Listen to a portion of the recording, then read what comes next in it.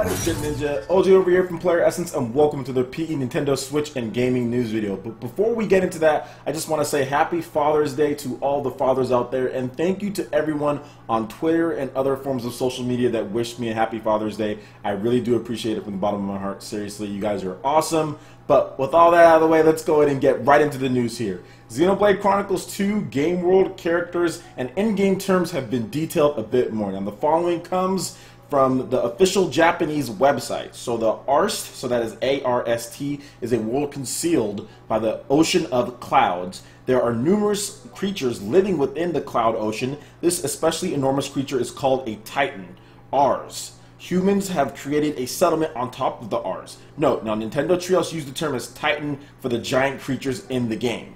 Now we also have blades, and I actually detailed a lot of this stuff that was in my Xenoblade Chronicles 2 combat info guide, so make sure you check that out after you watch this video if you haven't already done so. Now we have the blades, a variant life form born when a human touches a core crystal. Blade are born along with a weapon, dedicating their existence to the human that created them and glowing alongside them. They're cleaving a path through the conflict. Then we have drivers, chosen human capable of bringing blades into existence. Drivers can synchronize with the blade, granting them access to a great variety of powers. For example, Rex, the main character with the brown hair, he is a driver in the game. Now he's voiced by Shimono Hiro in Japan. An energetic young boy working as a salvager, he meets Pyra and becomes deeply embroiled in the fate of the world. Next, we have Pyra. She is more of a blade. She's the one who can harness that power along with the drivers. And she is voice acted by Shimoji Shino. And the partner blade of Rex possesses the power of flame, is headed for Elysium along with Rex. So Xenoblade Chronicles 2, a lot of great backstory, and Takahashi actually said that there would be more details leading into the release. So you guys know I'll be covering this game like a freaking hawk because I am very excited about this game. This is actually my most anticipated title of 2017, one of my most anticipated titles ever. But it's funny because I never really had the chance to get hyped about it, because usually in the past with Xenoblade games, really there's like a long wait, especially with Xenoblade Chronicles X. There was just so much time to hype, so much time for footage. There's like no time at this point. They revealed the game in January of this year and it's coming out this year, so there's like barely any time. We got this great Nintendo Treehouse Live segment with Xenoblade Chronicles 2. So much great information on there. Got us to show the world and the characters and the combat, and I just cannot wait to play this game. So really excited they're able to build upon what they did in Xenoblade Chronicles X. They're adding in a fantastic story. It seems like they've got kind of the same similar feel and type that Xenoblade Chronicles had, where it was more of a story-driven experience, but has some of the great exploration and expansive combat that Xenoblade Chronicles X offered, but with a whole new facelift on the UI, having it mapped to the buttons and changing blades. This is going to be one of the most epic Takahashi games that's ever come out, and I'm really excited for this game. It's something different, something that you don't really see a lot anymore, even from the typical Japanese studios. Xenoblade is a completely different style of game, and it's very unique. So I'm really looking forward to a lot of people going out there and picking this one up. I feel this should probably be the best-selling Xeno game ever made. We're talking about Xeno Saga, Xeno anything. This should probably be the best-selling when it's all said and done in 4 to 5 years from now. Already have it pre-ordered, so I'm really excited, and I cannot wait to see more of this game as far as leading up to the launch. Alright, and moving on to the next couple topics here. The Reginator, Nintendo of America President and CEO, has talked about a number of things. So let's get into the first article here. So Reggie has discussed his fan status in the Nintendo community and the Nintendo Switch success. So this is coming from a CBC interview with Reggie Fils-Aimé. Quote, "I was a fan and a player before I was an executive with the company. I grew up playing the Super Nintendo. My favorite game is The Legend of Zelda: Link to the Past. And for me, it was serendipity. I think what our fans see is someone who loves the content, who loves the company. I'm passionate about what I do. I'm fortunate that some very creative things come out of my mouth and that the fan base just takes it and runs with it. It's been a fantastic journey.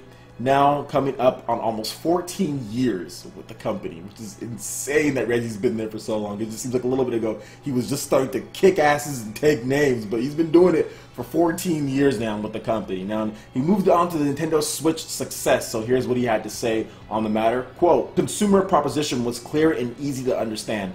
console gaming that you could take with you anywhere and play with anyone, and consumers loved the concept. And I would have to agree, consumers definitely loved the concept. There's not any tethering to a Wii U gamepad and then doing all sorts of other things, then having this and having that. It's just a very simple device. You get it, you don't realize how small it is. Like without the Joy-Cons on there, it's like tiny. It's kind of really small. You put it in the dock and you play the games. When you want to just go lie down on the bed or you want to just go to a different room, you just take it off and the game just starts right back up. It's so simple.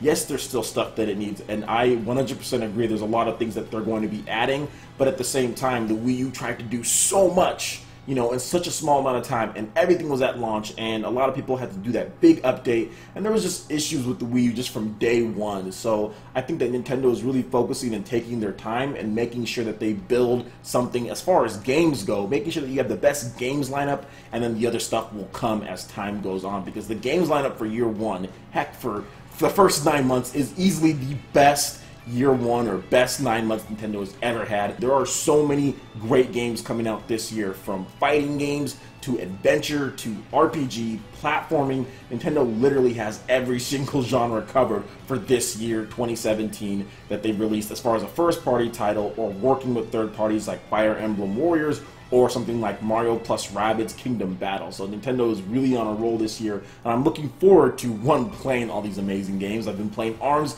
Fantastic, completely different style of game. Pisses me off sometimes, but still a very good game. Great new titles, Splatoon 2, Xenoblade, Super Mario Odyssey. So looking forward to everything that Nintendo's going to be doing for this year, and I love the concept myself, and I think a lot of people also love the concept as well. Alright, and moving on to the last article here. So for some reason this needs to be clarified, but we're going to go ahead and clarify it here. So Reggie Fils-Aimé once again talks about Metroid Prime 4 in addition to Pokemon, and he clarifies that both of these games will be traditional in the sense of the franchise. So Metroid Prime 4 is a first-person adventure, while Pokemon on the Nintendo Switch is a traditional find, battle, train game, says Nintendo. So the following comes from Reggie Fils-Aimé. Metroid Prime 4 will be a, quote, first-person adventure. Pokemon on the Nintendo Switch title will be a, quote, traditional find, battle, train type of experience. Once again, not surprising here, but for some reason he felt like he needed to clarify, or the person asking the question felt like they needed to clarify,